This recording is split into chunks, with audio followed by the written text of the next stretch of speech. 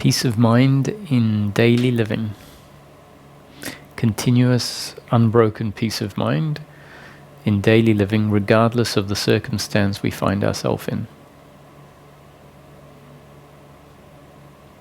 That's happiness for the human being as it's available in this life on a continuous, unbroken basis. Not happiness through pleasure, pleasure, pleasure, but happiness in the form of the absence of suffering.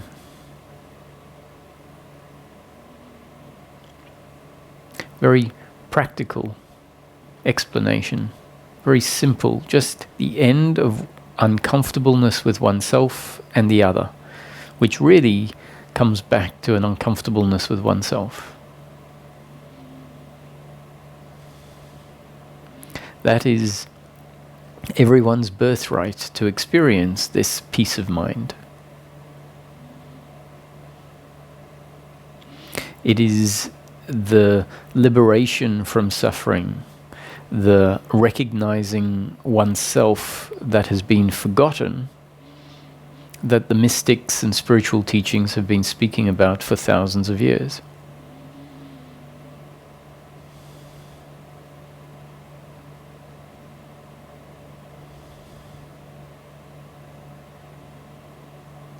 So, which is this self that has been forgotten, and how does it get forgotten?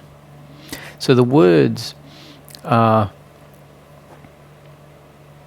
trying to describe something, trying to create a sense of what is being pointed at. So it may not be that the word forgotten is literally what has happened. When it is said that our true nature has been forgotten, another way of saying that is our true nature has been covered up and is not functioning, and has been covered up and hasn't been functioning for so long that a new normal has set in.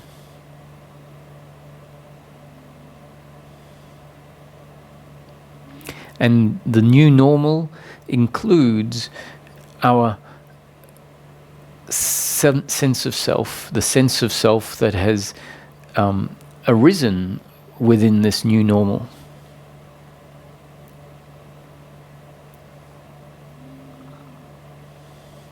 And that sense of self is very different to the self that can reveal itself, or the self that can be revealed. And so with the benefit of hindsight, with the benefit of seeing the process and how it happens, we are told that we have forgotten ourselves, we have forgotten our true nature, because a veil of ignorance has covered our essence up, and that veil of ignorance includes in it a sense of self which we could describe as not what we really are. In other words, not our true self. And we live as that. The experience of life is the experience of that false sense of self living and interpreting what life is all about, feeling what life is all about. And the process can dissolve that self-identity. And when the veil, when the false sense of self is dissolved, what is revealed is that which is more true, more of the essence, more of the depth of the human being.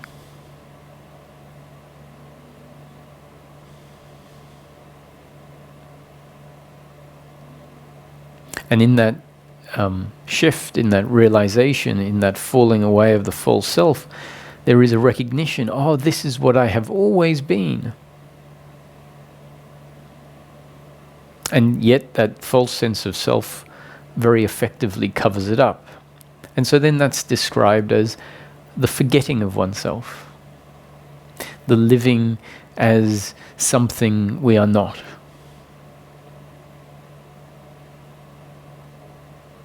So an analogy is sometimes used of a king that has forgotten he's a king and is living as a pauper. Or the beggar that is sitting on a pile of gold underneath his crate and has forgotten that there is, or hasn't recognized that there is a pile of gold underneath his sitting crate, and he returns to that every day and lives as the pauper, begging for pennies, while in fact he's not really a pauper.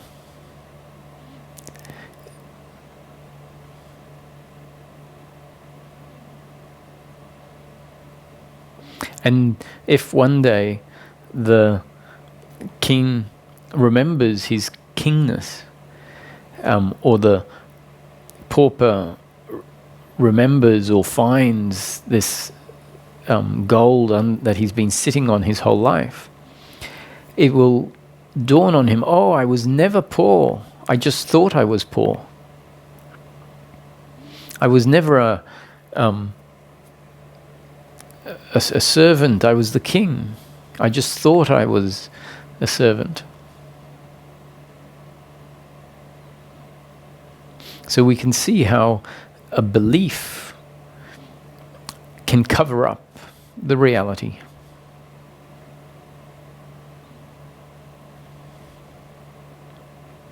And so the teachings, the pointings, are there to remind us, to awaken us, to describe life in a way that allows us to see things.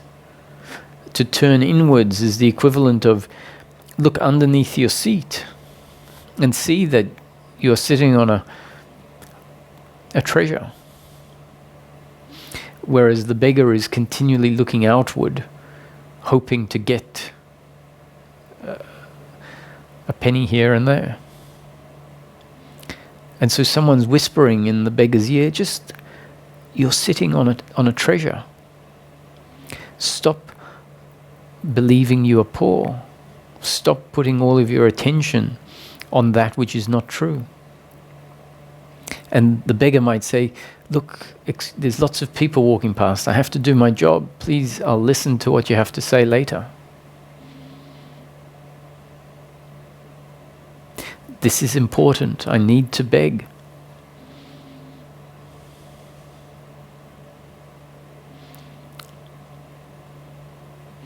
And the whispering in his ear is persistent. It keeps saying, you don't need to beg. You are not a beggar. Look underneath you and you are sitting on a treasure. And one day the words might click. The beggar might actually hear what is being said, and the very simple act of standing up and looking under what is described as the cover that covers the treasure might happen. And then in an instant it's seen, in an instant it's realized. The truth is realized, and yet the beggar might scratch his head going, that was always there.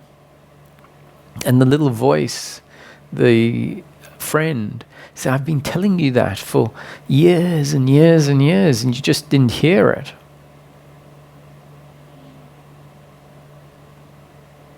And that's just how it works.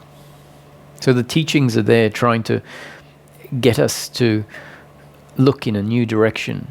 Rather, more accurately, it's not really trying to get us to do it as something to do, but it's their new conditioning that hopes to inspire a turning inwards, hopes to inspire realizations and insights, which are the realizations and the insights are not created by me or by the seeker.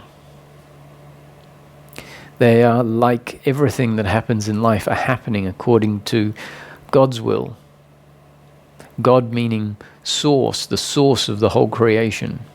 So not a God that you have an imagination of, but source. You can call it consciousness, if you want.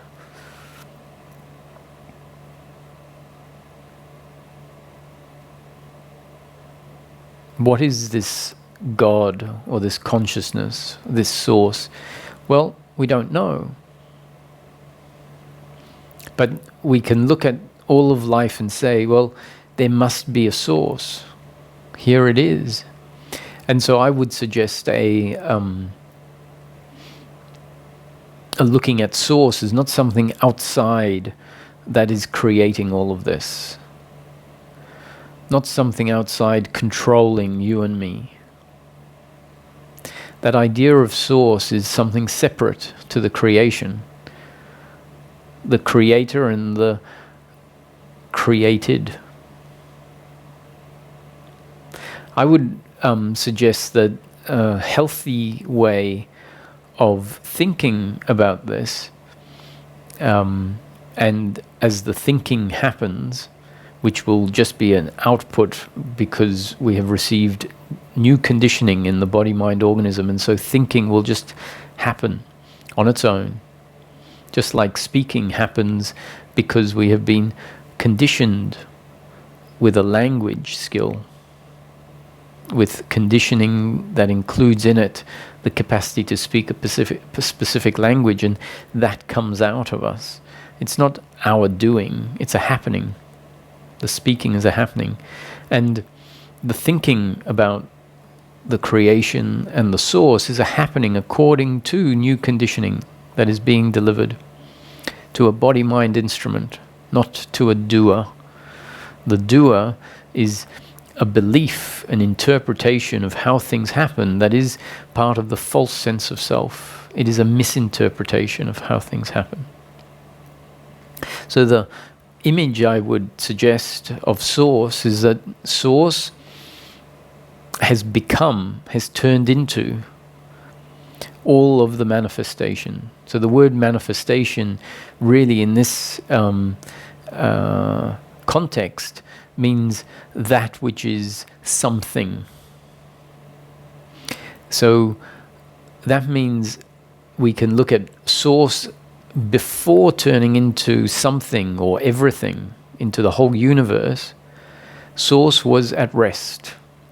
And at rest, in this case, means nothing, absolute nothing.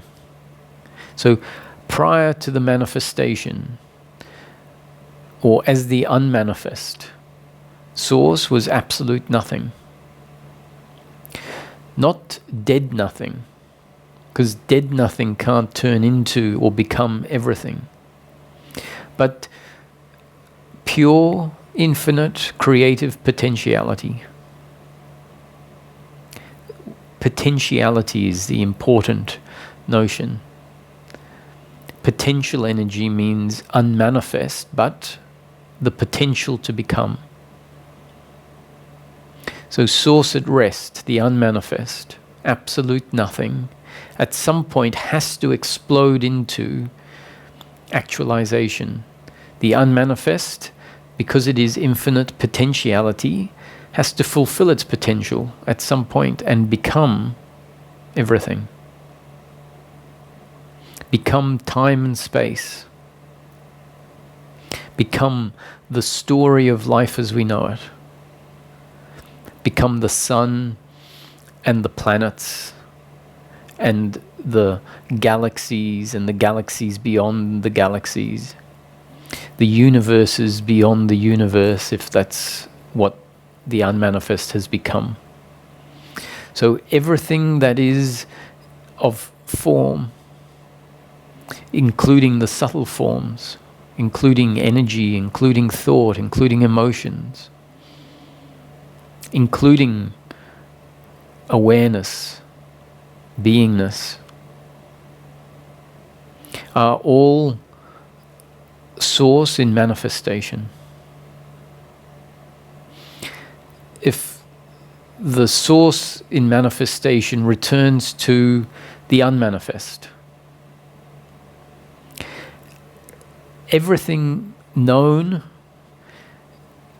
in the manifest will cease to exist. including awareness, beingness, consciousness, and all that arises one within and one with that awareness, that beingness, that consciousness.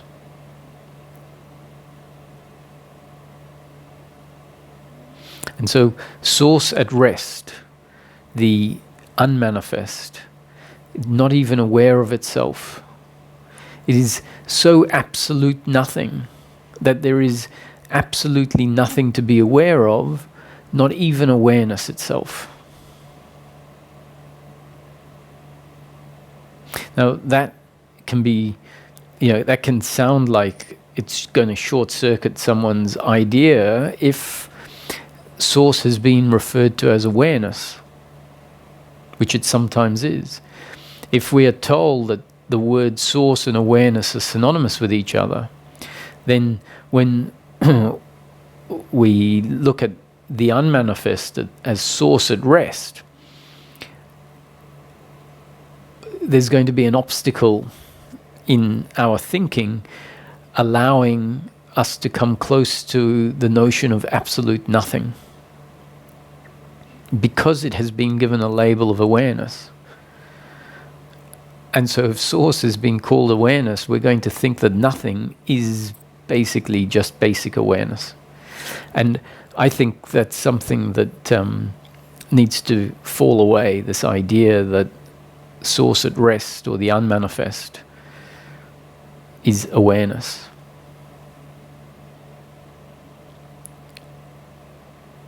Source in its manifest form, in manifestation, source in manifestation, you could say, is awareness and all that there is awareness of.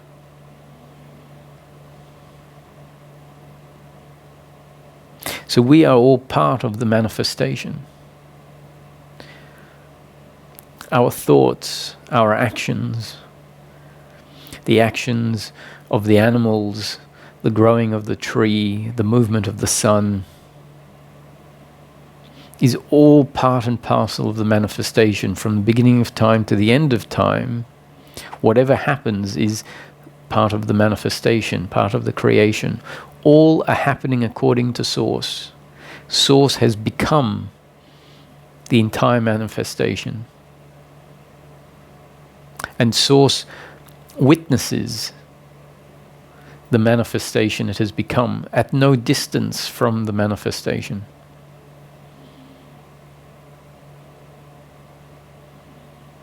Everything arises in source, is made of source and witnessed by source. Everything arises in consciousness, is made of consciousness and witnessed by consciousness. Everything arises in awareness, is made of awareness and witnessed by awareness. That is the understanding of non-duality. If it can start off as an intellectual understanding.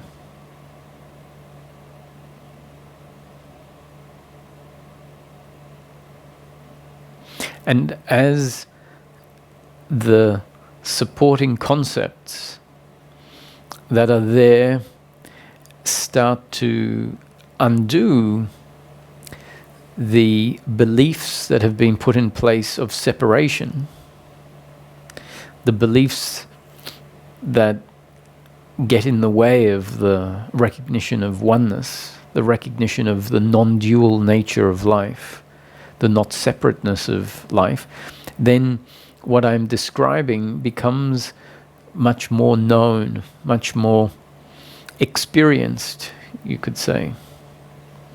Becomes much more of the way life is lived.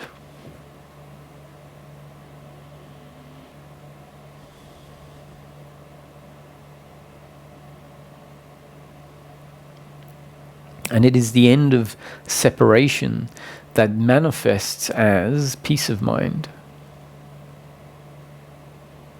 So we could say that the illusion, the ignorance, the false sense of self that covers up the true nature is separation.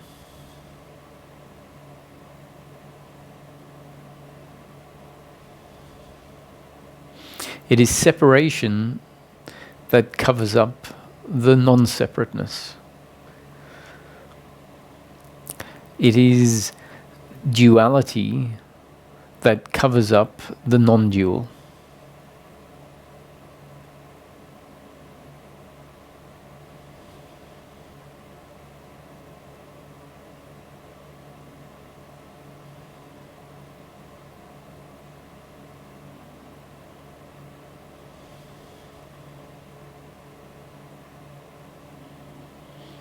When there is separation in place,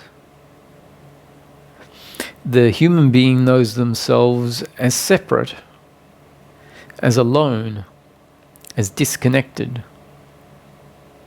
And fear is the basis on which life is lived. The other is seen as a competitor, a rival, an enemy, a threat. And that is part of the attitude of separation.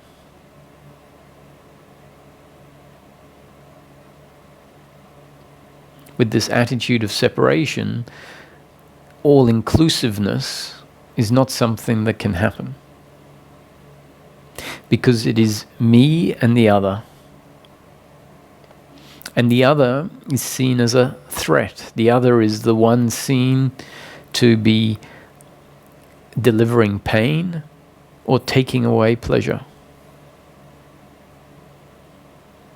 The attitude of separation creates hatred towards the other, creates fear towards the other. The attitude of separation creates an idea of God that is out there, separate from who I am. And so there is then fear of God. And if we fear God, if we fear the other, we can't love the other, we can't love God.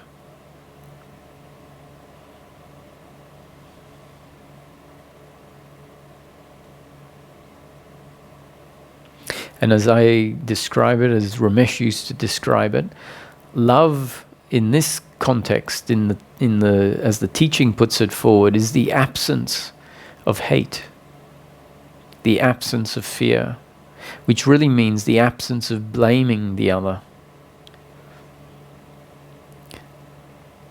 In blame, the other is seen as a separate, independent entity that is doing everything according to their own free will, their own volition.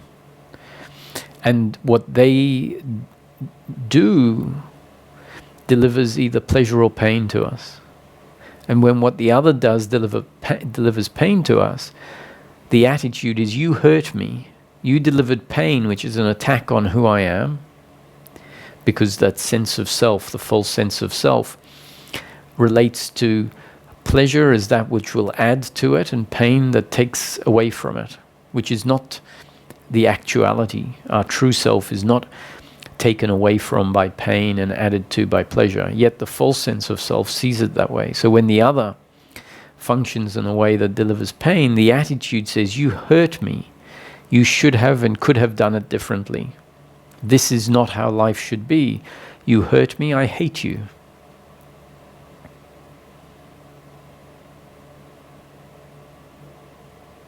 And so with this attitude of suspicion and rivalry and competition towards the other, seeing them as someone that can hurt me in any moment, can threaten my existence in any moment, then love can't flourish. So love in this context is just the absence of hate, which means the absence of blame. And blame is based on the notion, the deeply ingrained belief, the way life is seen. Blame is based on seeing the other as the orchestrator of what happens, the one that is in control of how destiny unfolds.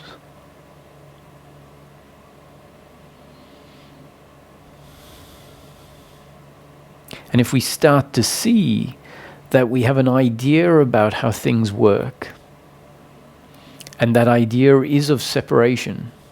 That attitude of how things unfold is an attitude that supports I am separate, you are separate.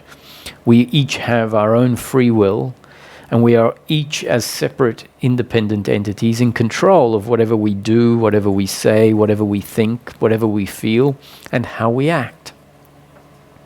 And therefore we project onto the other as a separate entity. You are in control of everything you think, say, do, and act, and so you should do your best, and your best should deliver pleasure, pleasure, pleasure to myself, everyone I love, and the greater population.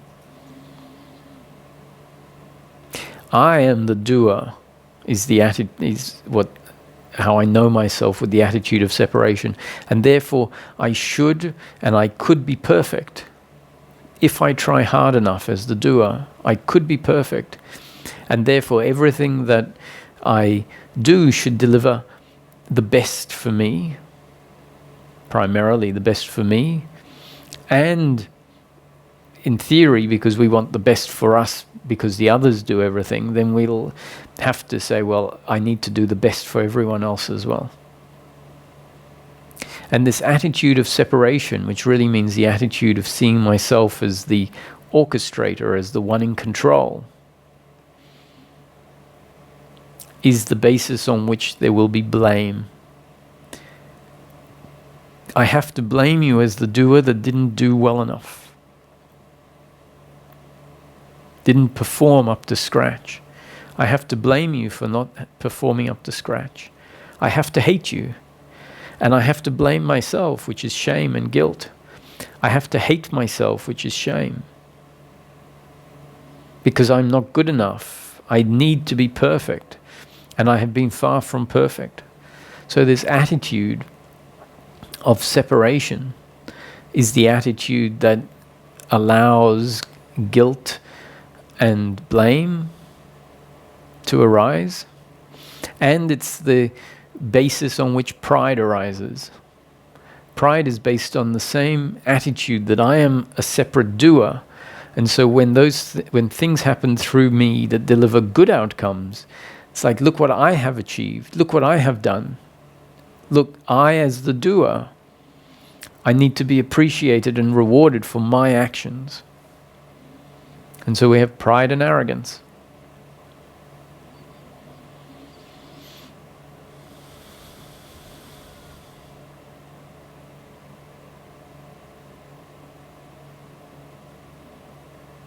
So as we start to see that, yes, there is an idea, there is an attitude deeply ingrained that sees life through this body-mind organism as a life of separation. And as the teachings keep pointing out that that is an illusion, that is a false idea of how life works.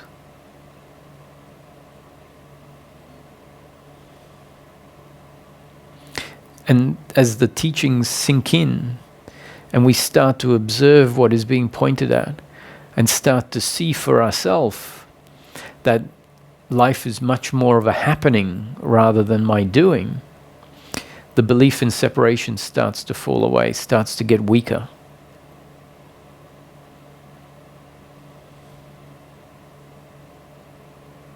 And that's when we start to feel like we are being lived. We start to see that a leaf falls off a tree at exactly the point that it is destined to fall off a tree. Why?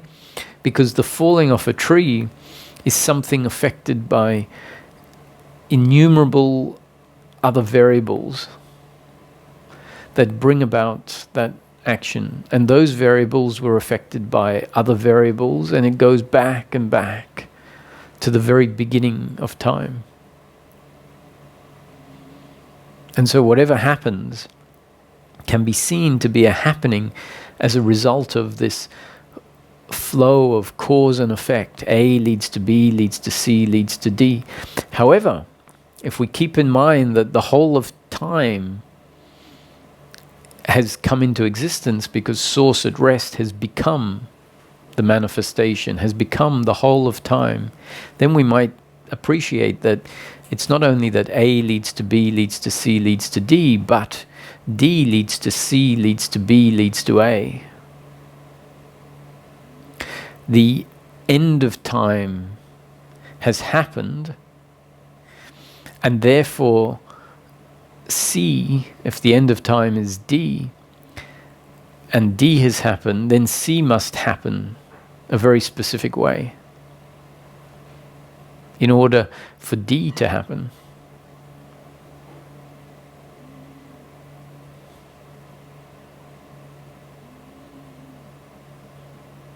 So not only does A lead to B, lead to C, lead to D, but D leads to C, leads to B, leads to A.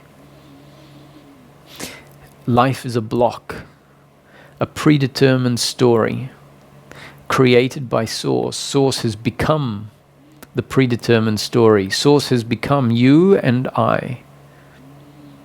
And Source is witnessing the story that it has turned into through the body-mind organism that it has become, that it has created, that it has turned into, and is witnessing the creation through this body-mind organism as awareness.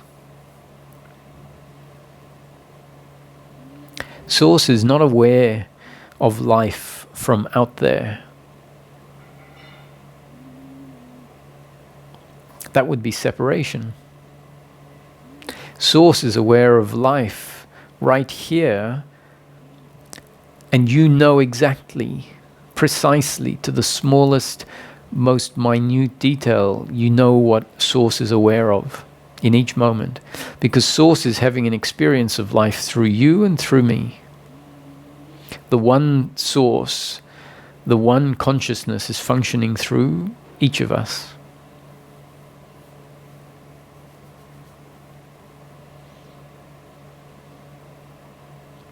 And at some point we might question.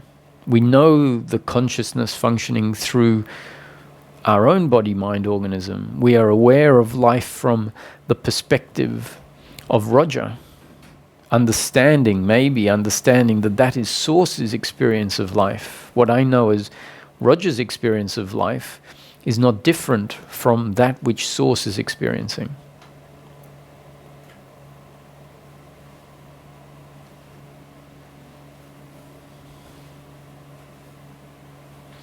And sometimes we might question, is Source really having an experience from other points of view? Does consciousness function through all other body-mind organisms, just like we know it functions through Roger? I know it functions through Roger. There is the experience of life from this perspective. That is the one thing that is undeniable.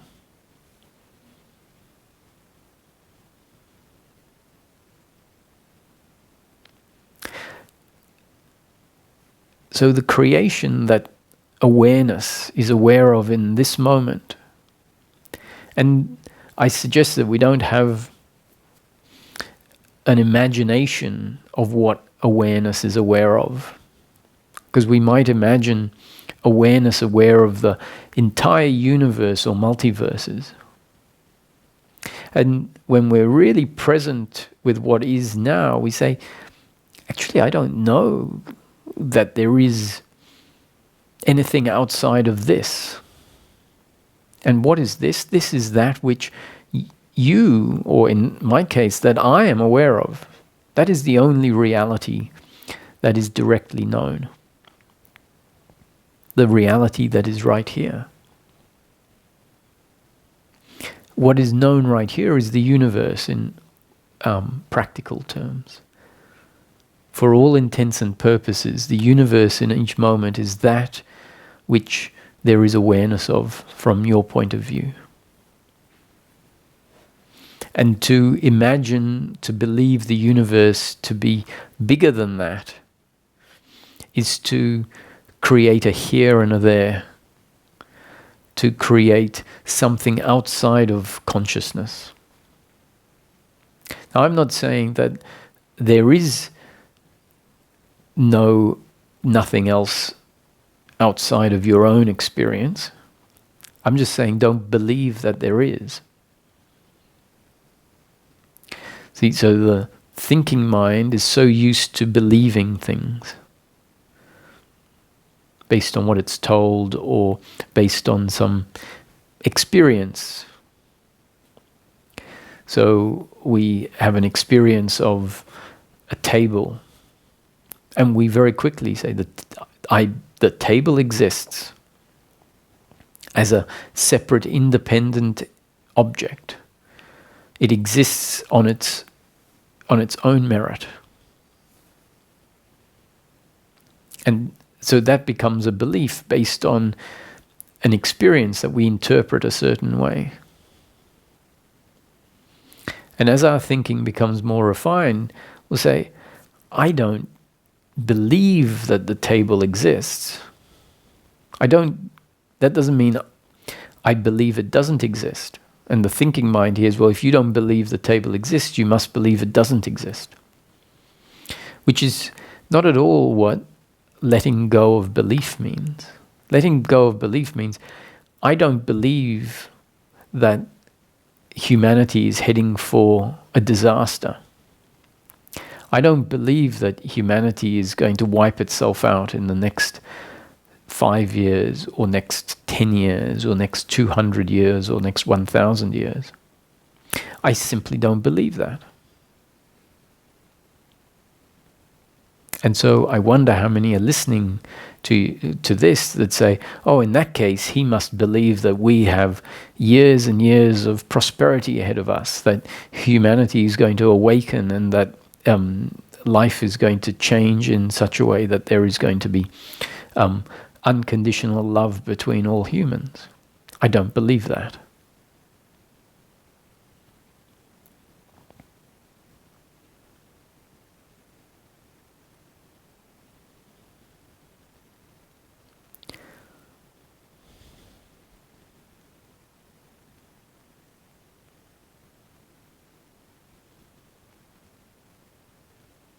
So who are you when you don't believe yourself to be awareness, or you don't believe yourself to be the body?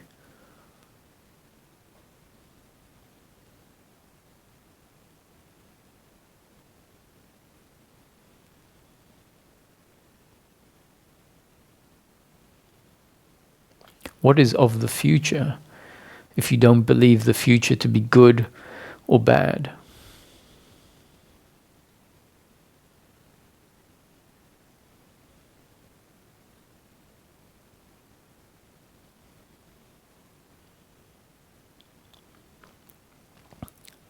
Freedom arises when there is a stepping out of believing this or that, knowing this or that.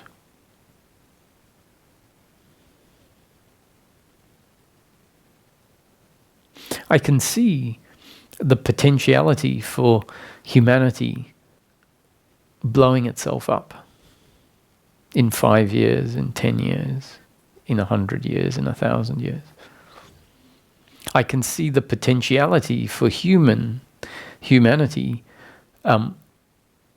opening up and becoming more intelligent and recognizing the oneness of life and living in love and prosperity.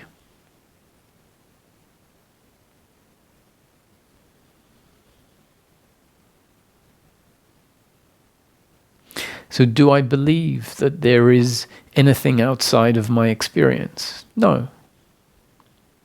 Do I disbelieve that there is anything outside of my experience? No. What I know is that what arises right now within the field of awareness that I know to be is, for all intents and purposes, the universe that exists in experience. And to be present with that, to know that, is to be close enough, be here enough to maybe know the awareness in which the whole universe, the whole experience that is present now arises. The smallest of beliefs that remains, that talks about a here and a there, a now and a later, a now and a before, the smallest of beliefs that takes us away from being here now, the smallest of beliefs that says, I am a body or I am not a body, the smallest of beliefs that says, I am awareness or I am not awareness, will get in the way of an appreciation of what is.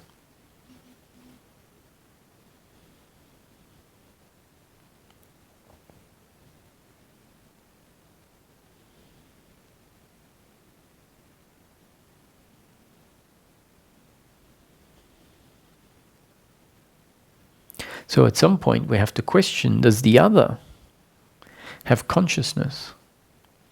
Is the other human being a point through which consciousness or awareness is aware of the universe? I know my existence, I know my awareness, I know Source is aware of life from this perspective, but do I know that the other has consciousness? The other may well be a appearance that has no consciousness functioning through it. An appearance that will talk to me and will touch me and will, when asked, confirm that it has consciousness functioning through it. That it is aware of life from a particular perspective, just like I am. Do I know that?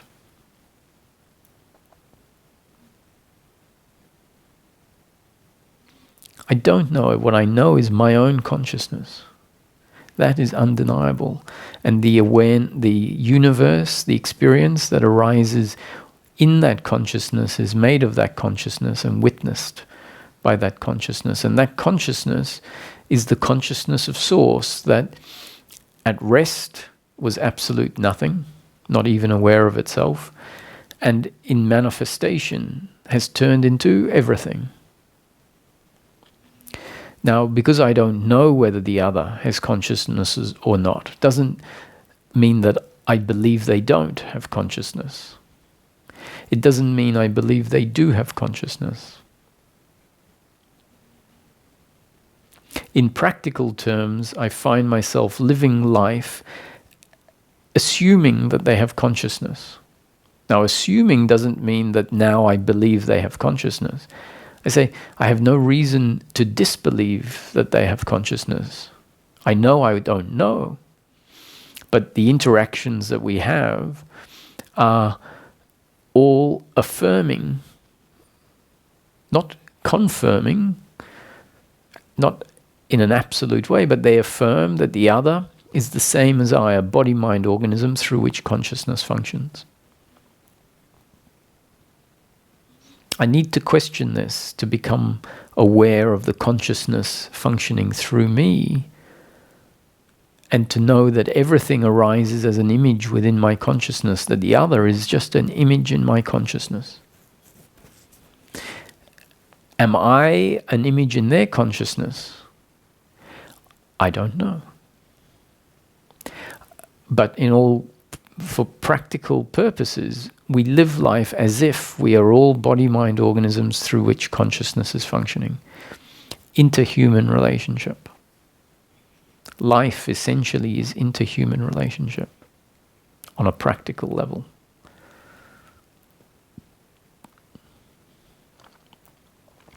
So this seeing life as a happening, as an arising in consciousness, is not just an intellectual understanding, but it is an understanding that as it goes deeper, it dissolves the attitude of separation, it dissolves the belief in separation, and the non-separateness, the connectedness, the depth of the human being starts to be felt. And it is from there that peace of mind stems, because from there, outcomes, circumstance, which is either pleasure or pain, will continue to unfold outside of our control, we will know that life, that the story of life, the circumstance is always unfolding outside of our control and is sometimes pleasure and sometimes pain. And as we connect to ourselves, as the belief in separation falls away, which means a psychological identity that feels defined by outcomes, defined by what the other thinks, defined by its own thoughts and its own feelings, the feelings that are interpreted to be my doing. As that entity falls away, there's a connection to a depth aspect of the human being that is simply not touched by those things, which means that depth of the human being doesn't have the self-image that the false sense of self had. It is essentially a different identity, an identity that witnesses happenings rather than being involved in them. An identity that, as it rests in itself, knows from its own experience that it is not diminished by what happens in circumstance. So when circumstance is painful, when circumstance is unfortunate, the biological instrument will experience the pain. And the biological instrument and this depth of the human being I'm talking about are not separate. So there will be the experience of pain arising, and very quickly there will be a grounding back into our being. We might even say that it's not about very quickly, it's that we have never left our being once there is a settling back into that depth of the human being. That even in the course of painful, unfortunate circumstances, there is a connection to self such that the circumstance doesn't rock us fully, doesn't create a forgetting of who we are. And so I wonder sometimes when certain situations happen to someone where the psychological identity is strong, where life is only seen from the perspective of an identity that wants everything to be different, knows itself as uncomfortable with life, knows its history as being a history of being uncomfortable with life, knows itself as being challenged by circumstance, wants itself to be, to carry on into the future.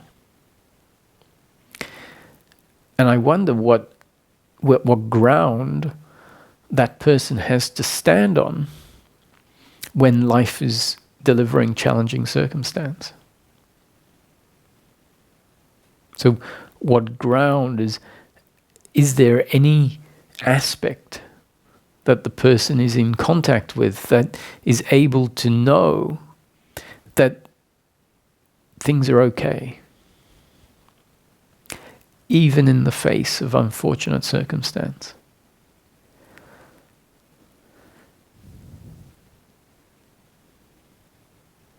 And I know that the psychological sense of self, the false sense of who we are, that which knows itself only as the physical, that which believes itself to be the doer, believes the other to be the doer, and believes its completeness and its happiness to be found one day in the future, one day in circumstance, has to feel completely uncomfortable to the point of intense suffering. That's what complete uncomfortableness is. In certain situations will leave the psychological identity completely vulnerable, completely attacked, completely with nothing to stand on, with no perspective that sees the current circumstance as transitory, as unimportant at the depth of who we are.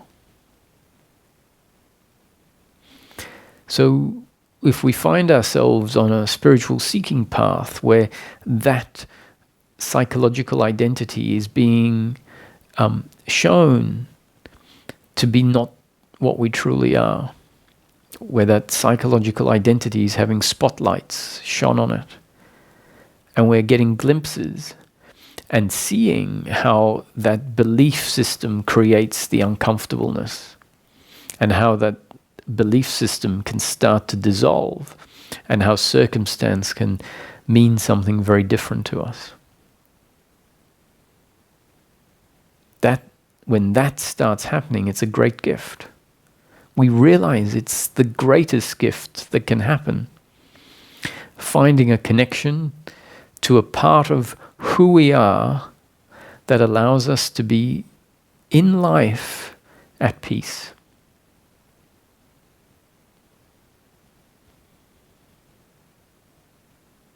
Now, I don't suggest, because it's at peace regardless of the circumstance, and sometimes our mind goes off and imagines torture as the circumstance. Why do that? Firstly, it's an imagination. The imagination is not going to know what the circumstance is going to be like.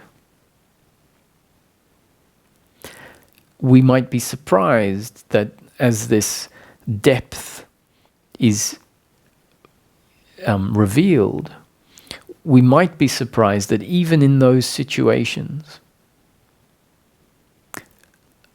peace can exist. So on the cross, if the story of Jesus is actually something that happened, maybe it's not as actual as it is delivered, but maybe it is. But nonetheless, it's the point that is being made. Father, forgive them, for they do not know what they are doing, which to me is the epitome of non-dual realization. It's really, as I see it, Father, forgive them. They can't do it differently.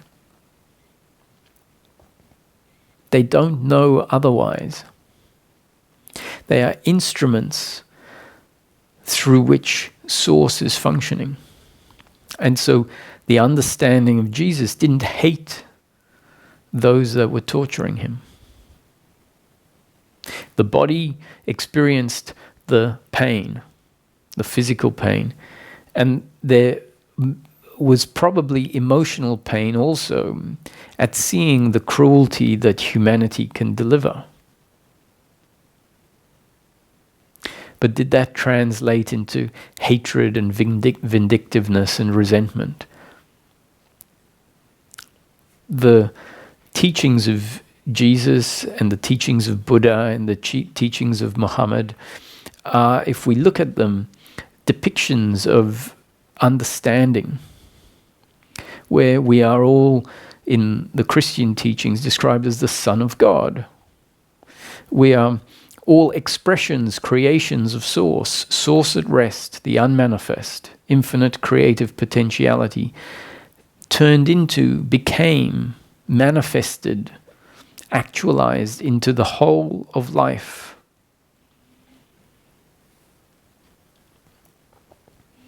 So we are all sons and daughters of God, the Father, which is Source.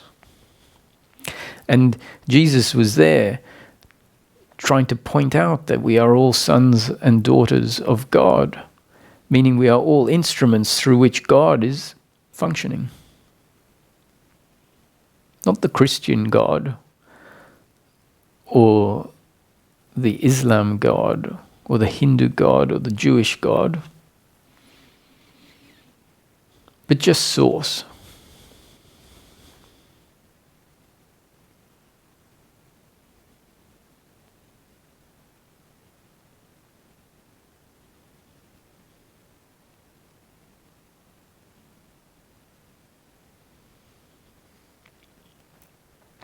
So the belief in personal doership. I am the speaker. I am the one that is acting. This me that imagines itself to be the doer, the orchestrator, the one that can say whatever it wants and can feel whatever it wants, is an imagination. It is an attitude towards the mechanics of life, an attitude towards the dynamics of life that interprets the dynamics of life completely out of line with what they really are.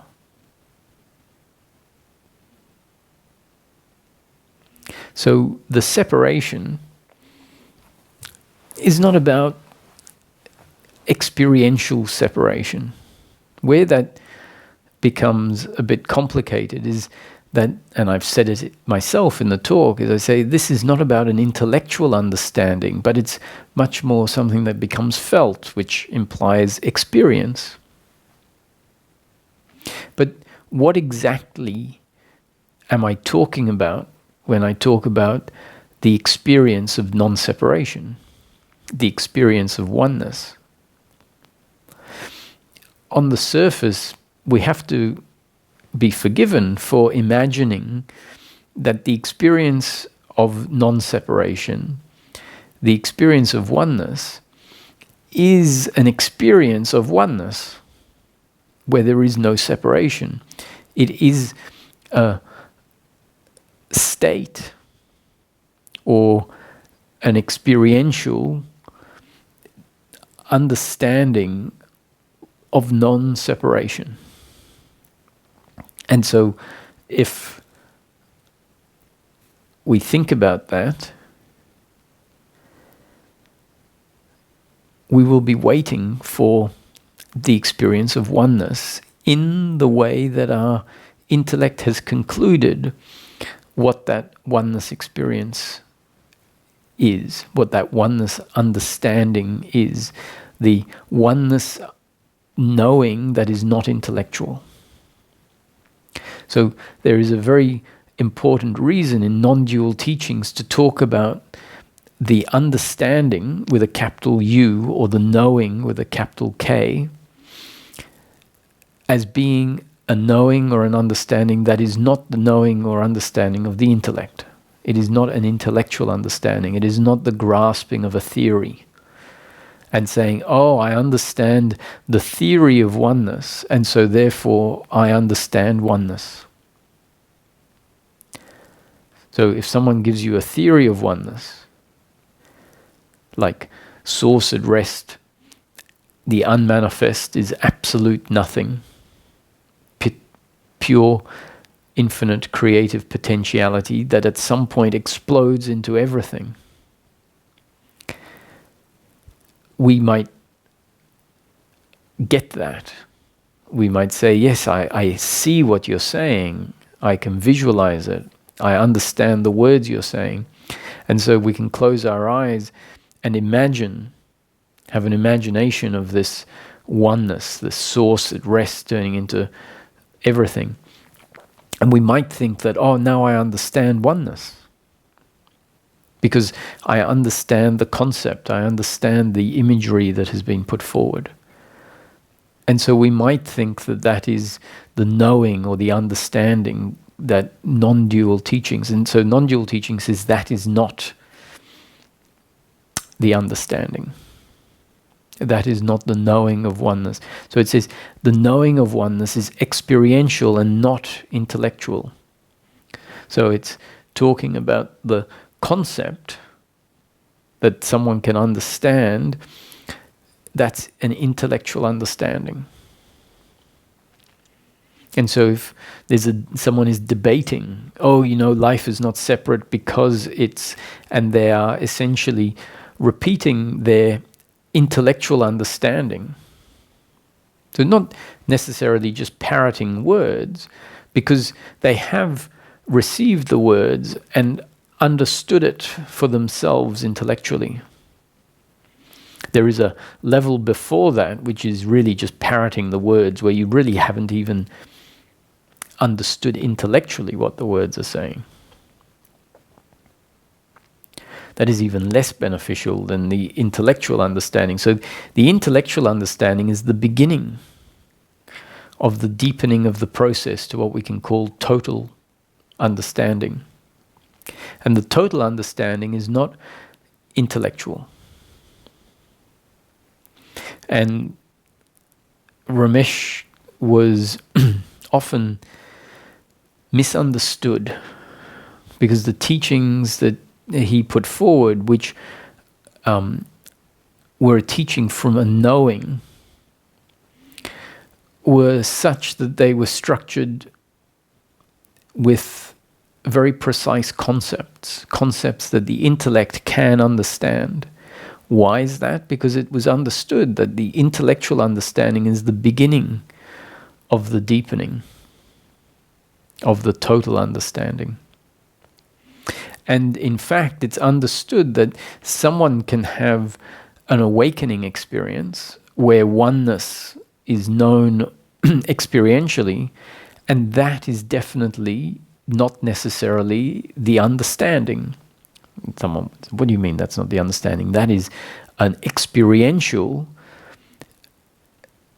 knowing of oneness, the experiential knowing of non-separation. I say, well, it's an experience of oneness, an experience of non-separation, but is that the experiential knowing? Maybe that's just an experience. Can we imagine that that the knowing, the understanding, with a capital U, capital K, to denote deep seeing of life this way? Can we imagine that that is different from a oneness experience? And so this is what we see a lot in non-dual circles, is seekers where an awakening experience has happened, and then that is assumed to be the non-dual understanding. It is assumed to be the knowing of non-separation, of oneness, of non-duality. And what if this falling away of separation is different to that experience of oneness?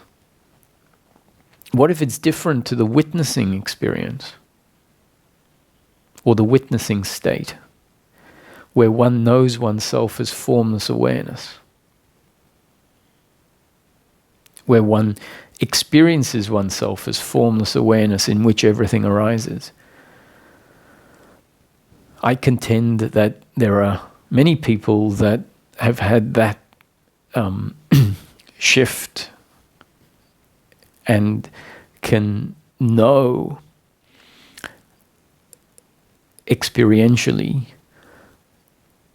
Let me take the word know out. Have the witnessing state, or an experiential sense of non-separation, where the self aspect of the human being has presented itself, and that too is not the understanding of non-duality. Why? Because beliefs remain in the system that even when that state is happening, beliefs that are the beliefs of separation remain intact in the system. And from time to time, those beliefs, and time to time, I don't mean once every year, from time to time, those beliefs are triggered and suffering arises, which means the understanding is not total.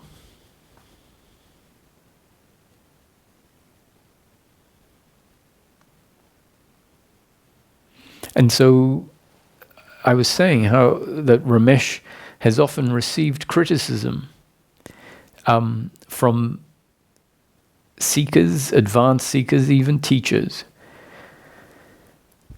who have gone through a certain path and had various awakenings happen and understand non-separation to be something particular for them, which I contend may not actually be the understanding of non-separation, and then listen to what Ramesh is saying and sees, oh, these are concepts of oneness, concepts of non-separation.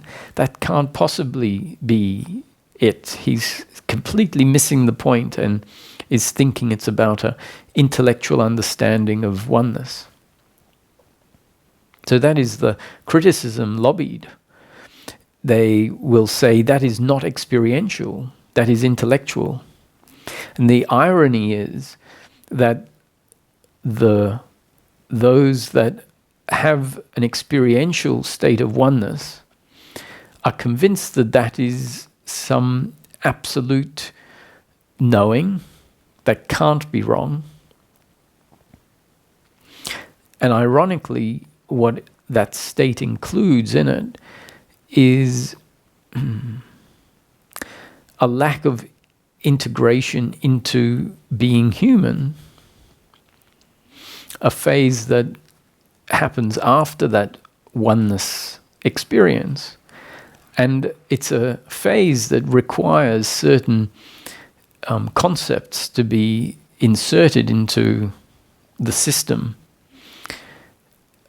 that then bring about a refining of the understanding as it presents in someone who's having the oneness experiences. So new concepts get inserted into the system, and the intellect realizes it is focused on one side of the coin only, and so it starts integrating, and then the experience starts changing.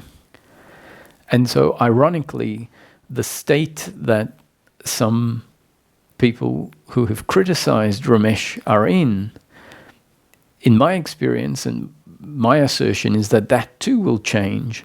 And when they look back, they will realize, oh, I was actually experiencing those states of oneness because certain beliefs that need to and do fall away were still in the system. So what they were claiming to be the experiential and the state or the enlightened position free of theory is itself influenced by theory, influenced by beliefs of oneness and our true nature.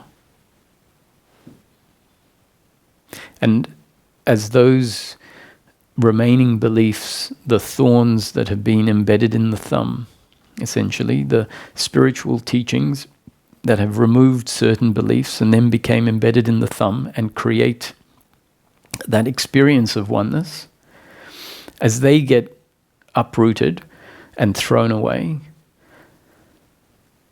then we find that a more integrated understanding of oneness kicks in, where suffering no longer arises, where the beliefs of separation that were still very much in place when the oneness experiences were happening, those remaining beliefs get uprooted. And then we live life as a human being, doing in each moment whatever is happening, understanding that we are being lived, understanding we are not the doers, understanding that circumstance is not where our happiness is to be found, understanding the other is not the doer, finding that there are still biological reactions happening through the body-mind organism, and understanding that those biological reactions, which are vertical in time and don't get stretched out horizontally and include hatred for the other for being a particular way, don't remain like a heavy load of guilt and shame and blame and hatred that we carry round, looking at the past and holding on to it, looking into the future and fearing it, looking at the present and complaining about it. That's when we know the understanding has become total.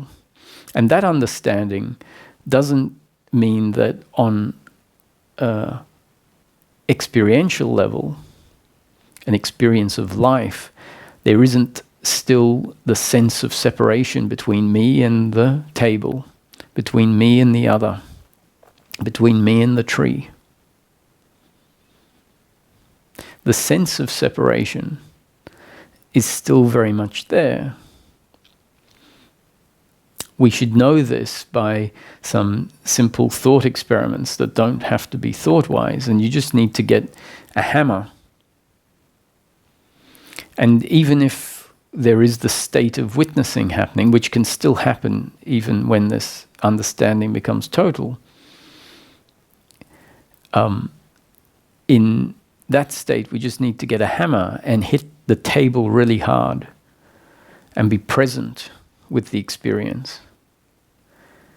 And we will realize that we don't have a full experience of the hammer hitting the table. Whereas if we hit our knee very hard with the hammer, as hard as you hit the table, and are very present with the experience, you will realize that there is a much fuller experience of the hammer hitting the body-mind object than when the hammer hits another object.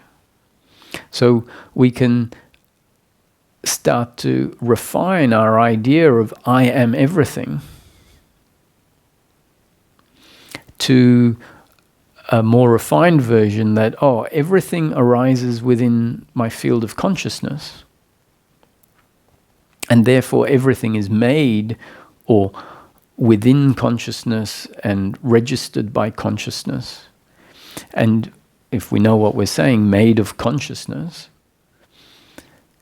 So nothing is separate from what I am, and yet, experientially, I am more one thing than the other.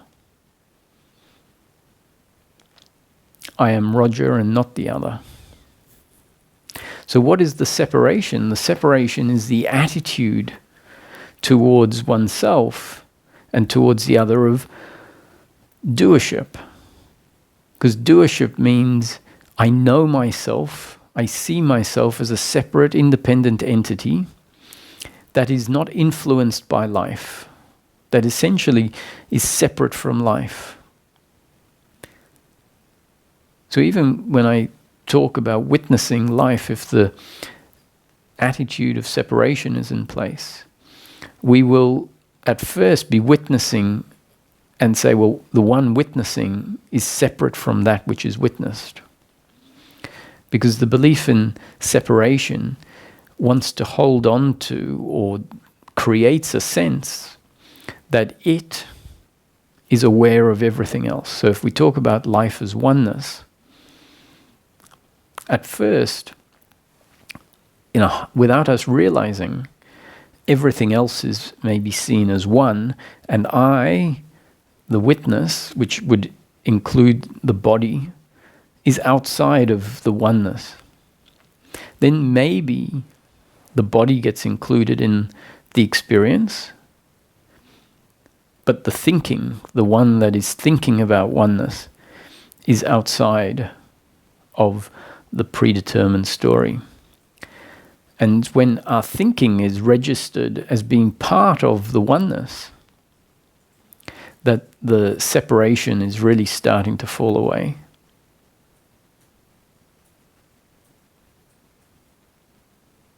That the thinking is not my doing. The thinking is a happening. Thinking arises because of something seen, smelt, tasted, touched.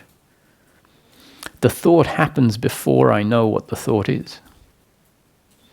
And there is no one there creating the thought. And the thought leads to an investigation. The thought leads to an action. And that action is inspired by the thought, which was inspired by something seen, smelt, heard, and touched. We don't know what our next thought is going to be. So if we move on to the side that witnesses thoughts arising, witnesses feeling arising, we've shifted from being the psychological doer that has created a thought which we never were. There is no doer creating the thoughts. There are thoughts happening. And so separation is more about dualism rather than duality. Dualism is the attitude of separation. And duality is the experience of separate objects. If dualism falls away, duality doesn't have to end. If dualism falls away, duality can persist, meaning the experience of me and the other, me and another object that doesn't feel like me and seems separate to me on an experiential level. That duality can fall away, and we're waiting often for duality to fall away so that there is just non-duality left. But what if this is a life of non-dual duality? Just like the yin-yang symbol, that from one level we see that, there is just one symbol, and yet that one symbol includes in it the duality of black and white. And so at first we might only see the black and the white and see it as two, black and white, and then our perspective shifts and we see, there aren't two, there is just one. And then our perception shifts again and we see there is two, but it's really one. And that's holding the paradox, that's holding the duality within the non-dual. Seeing the separation as part of a whole, but without needing the separation on an experiential level to fall away. Which means we get to live as a separate human being, knowing we're not the doers, knowing we're not separate from life, knowing that life is all one happening. And in the falling away of dualism, experientially we know life differently because the suffering doesn't arise. The sense of self is known very differently. So there is an experiential aspect of knowing the formless aspect of ourself. There is the absence of suffering. There is a spaciousness that opens up because a whole lot of uncomfortable thinking that includes this me doer attached to outcome falls away. So there's an experiential shift, but it's not the experiential shift that we imagine as the falling away of duality. It's the falling away of dualism, which very much changes the life experience, and yet duality on a particular level of the flow of life persists.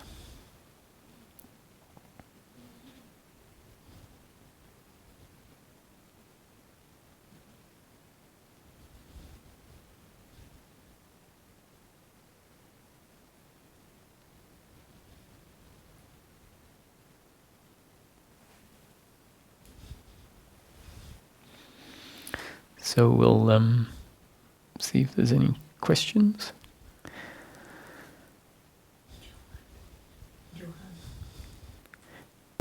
Hello, Johan.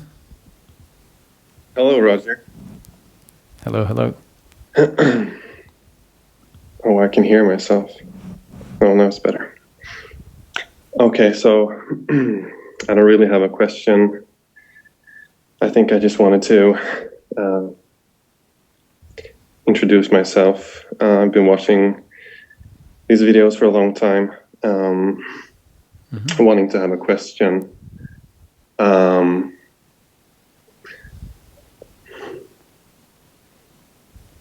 This is a little bit strange.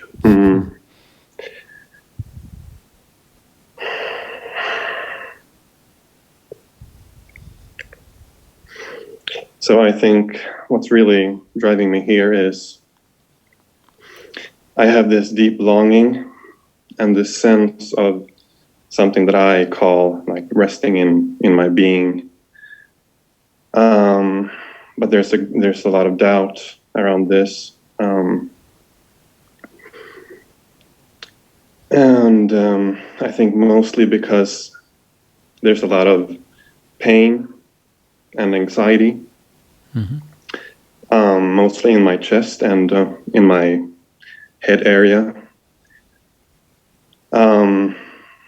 Sorry, I just need this to sort of...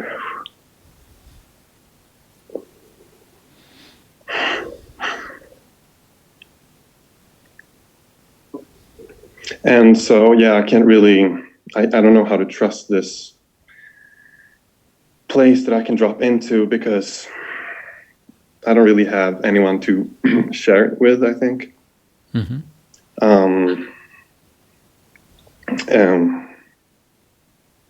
Unless for moments where there's a deeper meeting or yeah, I don't know if you can go with that, what I just said. Right. There's a lot of concepts in the teaching, and that can sometimes make us feel like we need to do something because there's so much is described. And the descriptions are ideally there just to describe objects, essentially. A bit like if we're at school and going out on a field trip, and the teacher says, look, before we go out on the field trip, let me describe some of the plants that you're likely to come across. Let me describe some of the birds and some of the rock formations. And so pictures are shown, and there are maybe no pictures of some of the birds, so they're described. This one has a red breast and has a long beak because it fishes for fish. And so the more of these descriptions that are given, the more easily when we see the bird, we go, oh, that must be the one that fishes, eats fish. Because look, that's the long beak and the red breast that I was told about. So the descriptions are there really to allow awareness to land on aspects of our inner experience. They're not really there to give the thinking mind something to do. They're not there to set up expectations or to say, this is what needs to happen in your life experience. In fact,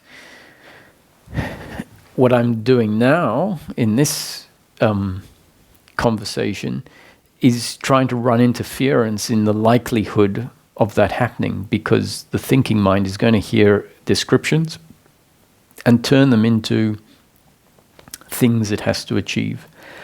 So what I really encourage is a spying on all of the things described, a silent spying, as if you're walking through a big house, and each time you walk past a room, you are asked to look into the room, and you're told, if you see a ghost in the room, and there's lots of ghosts in the house, spy on it, right? But be very quiet, hide behind the doorway, and just peek in with one eye, and just observe what it's up to. Because we need much information about these, or we need to see and get information about these creatures and how they move and what they do. And so hopefully we can. You don't need to, so they're told you don't need to take notes about what they're doing. Just look, right? Just look with interest and curiosity, but be very quiet and keep out of the way. You don't go and grab them or interact with them, none of that. And so the seeking hopefully can turn into that, where things arise and we're curious about them, but in a very detached way, simply to see them as they're described, so that we can come to know the thing for ourselves in detail, and in detail meaning how it feels, and maybe see certain dynamics that have been described because they've been described, and then we just see them happening, we see them in action. So really the only job, if there is a job, is to be aware, which really means to witness, to see that which arises. And one of the descriptions is that you are not the one doing those things that are arising. But what you are is the witness of them. And so to become the witness means to let go in a way. It's not something you're doing, the letting go, but as we witness, by default, the opposite movement of involvement and believing this is what I'm doing falls away. So if anxiety is there, this is what is being suggested. Be the witness of the anxiety. And so even resting in being is more about the anxiety falling away. It's more about knowing the true self that doesn't feel anxious. And so if that becomes your mission, then the possibility is that it's become an expectation of something that has to happen.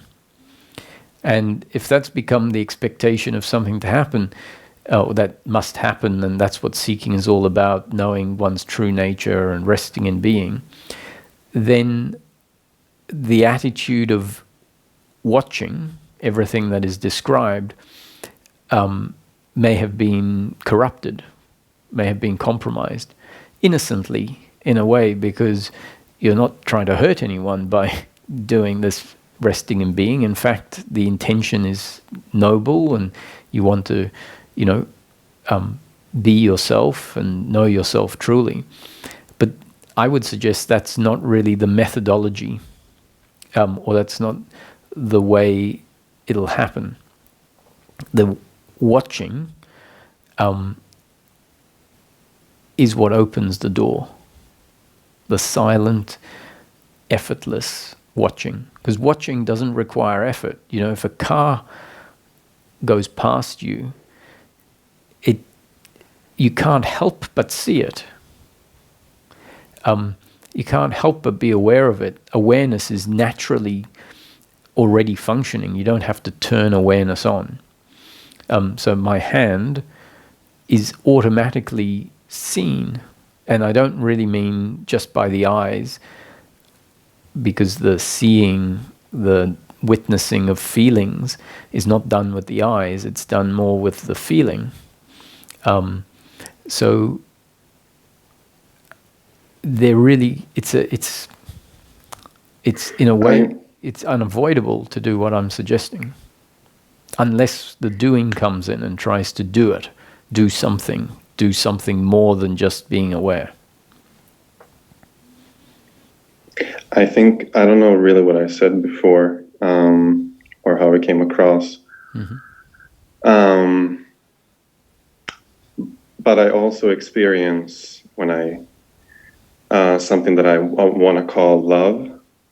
Mm-hmm. And I think that's where doubt comes in. So when it's not, for me, anxiety is not present when I'm meditating.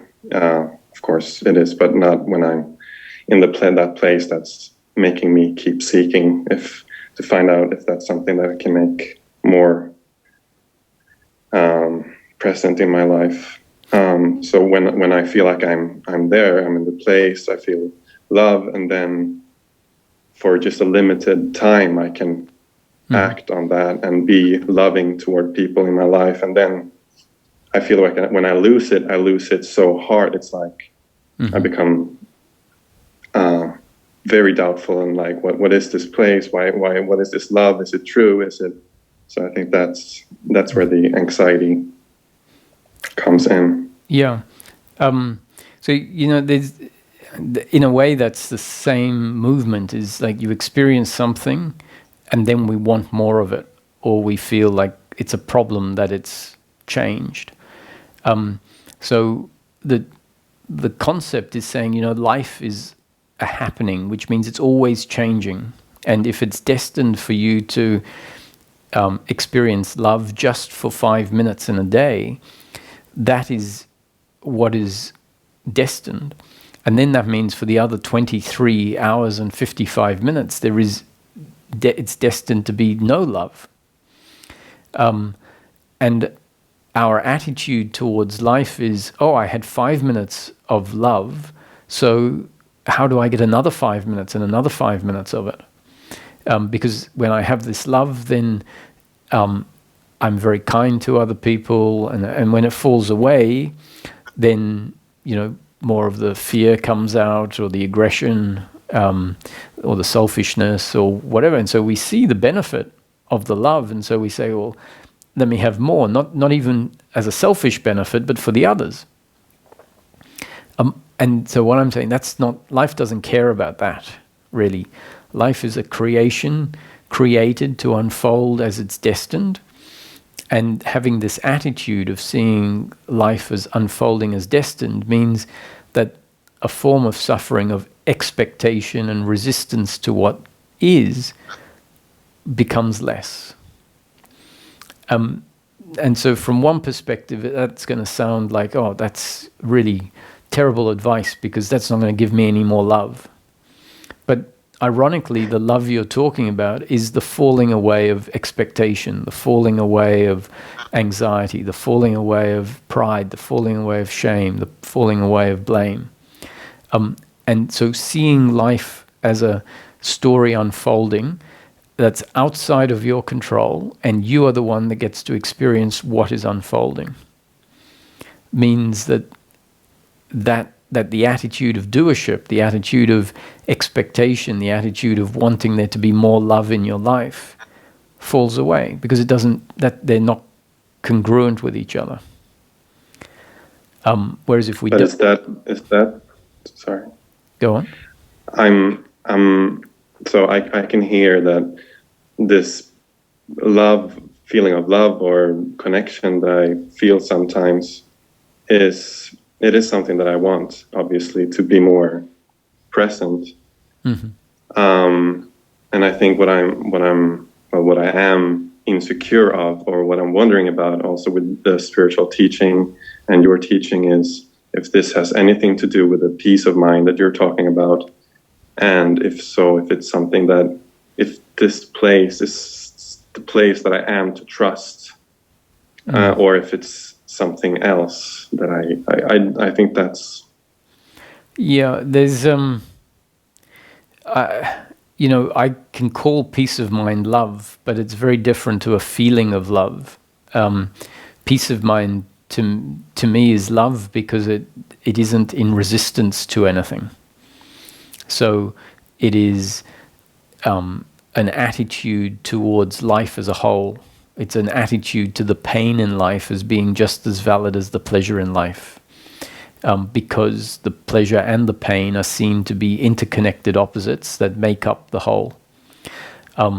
It's peace of mind is an attitude towards, bad political decisions being part of the whole, and understanding that there isn't anyone doing that, but there is rather life unfolding through a particular body-mind organism that is making those decisions. They find themselves in a position of power, and those decisions are made. And so if we can see that everyone is part of the whole, then the attitude is an attitude of love, but it's not an attitude of love towards the politician making, what is a decision that might be seen from a certain angle as not being a great decision. It's not one of overflowing, gushing love.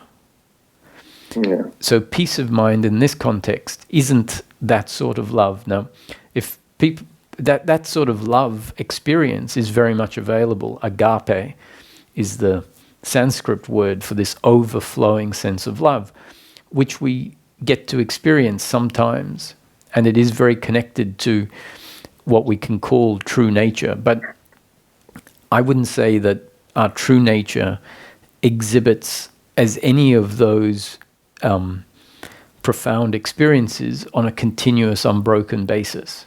And if we have a particularly warm feeling of love, and then think that is the truth, that is what we need to trust, and that is what one day will be available on a continuous basis, I would suggest that that's not the peace of mind that I'm speaking of. So someone else will say love is our true nature, and we will feel this overflowing, gushing love on a continuous basis. That will be their definition of liberation. And I'm fine with that. It's their concept. It's not my experience. It's not the concept I put forward. The peace of mind is much simpler than what I would call love. So that's why I use the word peace of mind and not love. But technically, when we look at it, we see that peace of mind means all-inclusivity, which is definitely love. So then when we look at other teachings that talk about love, maybe we get to think, oh, maybe they're just using love instead of peace of mind. Because I guarantee that the word love is much more appealing to humanity that is attached to love. The deepest attachment to pleasure that we have is the attachment to love. So spiritual teachings talk about all there is love, because it's very appealing. And at some point we will refine our notion of what is available, because we'll be getting frustrated seeking that full version of love. Because I say we'll get frustrated because I say that is not available on a continuous, unbroken basis. How can we love a situation, like love where we feel joy and overflowing, gushing of love, where there is tragedy, for example? What I assert is available is a peace of mind with tragedy, where the pain of the tragedy is felt, and yet there is a part of us that is at peace and knows that this too shall pass, and I am not that which is defined by circumstance. And to get that, not to get it as that sets in when this witnessing of life, as I've just described it, as a happening, feelings arising, anxiety arising, love arising, good behavior towards the other arising, bad behavior towards the other arising, as all of that is witnessed. So this this curiosity, this peeking in to the room, and the room is your experience, both the outside experience and the inner experience, and something is aware of it. And that awareness is ever present, it's here now. So the awareness can be aware of the speaking, aware of the heartbeat, aware of feelings. So I would suggest that's the most effective, which ironically is you doing the least.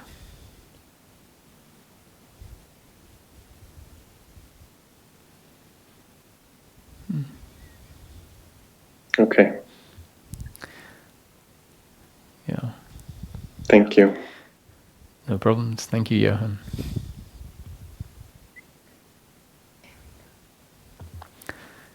Hello, Erica.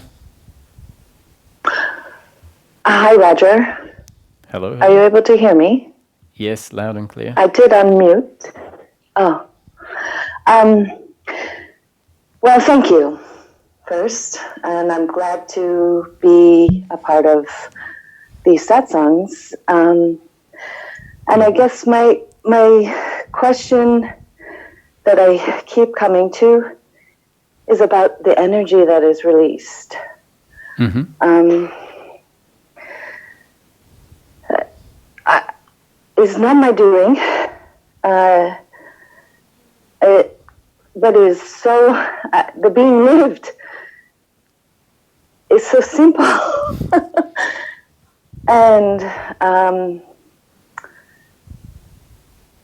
it is overwhelming at moments. Mm-hmm.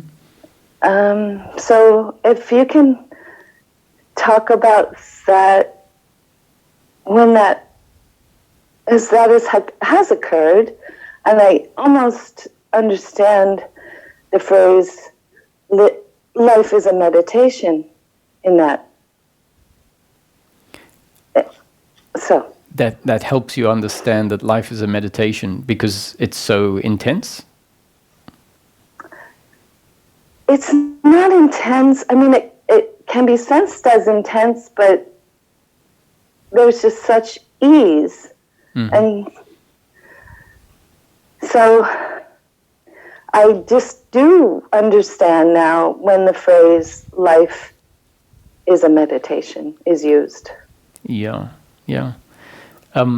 So I guess you're talking about how you can find this place of witnessing that is uninvolved in what's happening.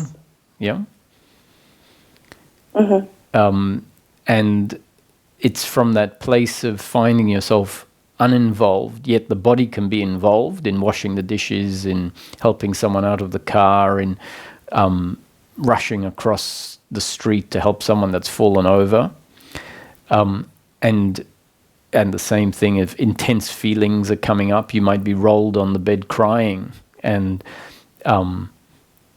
really feeling physical pain because of some energies that are happening, right? That you can feel as repressed desires, repressed fears, repressed guilt and shame and blame coming out of the system. And yet something is quietly uninvolved, watching all of this happen, and not needing it to change, not having a judgment on it, not saying this is valid or invalid. And as that part of us strengthens, stabilizes, then that, I think, is what we experientially feel as, life is a meditation, meaning we live life as a meditation, allowing life to be what it is, not needing it to change. And so I think one of the sweetest descriptions of meditation is allowing everything to be as it is. So is that what you're talking about? Yes, and yes, I for sure hold that. It is just so different from what apparently was. And I have a continual, I am an artist, and I keep drawing a coin as if you were flipping a coin. So imagine a quarter of those interconnected opposites. Mm-hmm. And I always have there's a hole in the center of the coin, and the thread that flows through every one of them is what I am. Does that make any sense? Yeah, sure. There is I mean, I get what you're saying. It's very sweet. It's very, there's a Nisargadatta saying, I can't remember it exactly, but in between the banks of pleasure and pain, my life flows. And then there's another one he has, which is a bit different, knowing that I am, everything is love, knowing that I am nothing is wisdom, and in between my life spins. But what you've described is much more aligned with in between the banks of pleasure and pain, so the two banks of the river, one being pleasure and one pain, my life flows. I don't know, it sounds like... And I'm flowing, it's good, it's wonderful. Yeah, it sounds like a good place to be in. Yes, thank you very much, Roger. Thank you so much. Peace to you. Thank you. I think we'll have this as the next question as the last question. Hi, Kristen. Hey, Roger. I have a pretty quick question, I think. Mm-hmm. In the beginning of your talk, you said something to the effect that awareness, eventually the usage of awareness will drop away. Can you recall that? In today's talk, right? Yeah. The usage... I was just looking for some clarification on that. Yeah. You were talking about how something about awareness would eventually drop away. And it had to do with a consciousness and awareness.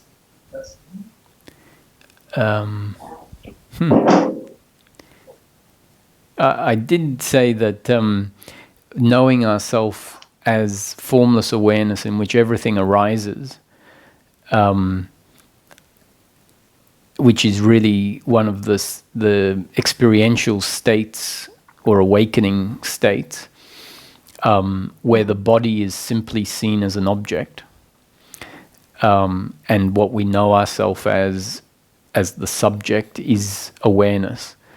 That, to me, is a state that needs to fall away, and an integration back into being the person, and the person means experientially being the human being, which in that previous state that I said falls away, is we don't have any sense of being the human being, really. We just have the sense of being the formless awareness, which is it's a waking up to the aspect of the human being that has been forgotten, and all our all the seeking effort has been put into that, which is good. That's why we wake up to that aspect, and so for a while we know ourselves only as that aspect, and don't know ourselves as the physical. And I would say that integrated liberation is to know oneself as a body-mind instrument through which consciousness is functioning, and that means that we know ourselves as the combination, as the union, as the non-separate entity, which is body, mind, and consciousness. So I don't know if that... Well, I think that's what you were referring to. Yeah, that's exactly right on. Thank you. That's perfect. Okay, thank you. Well, so I hope that you have a peaceful day. See you tomorrow.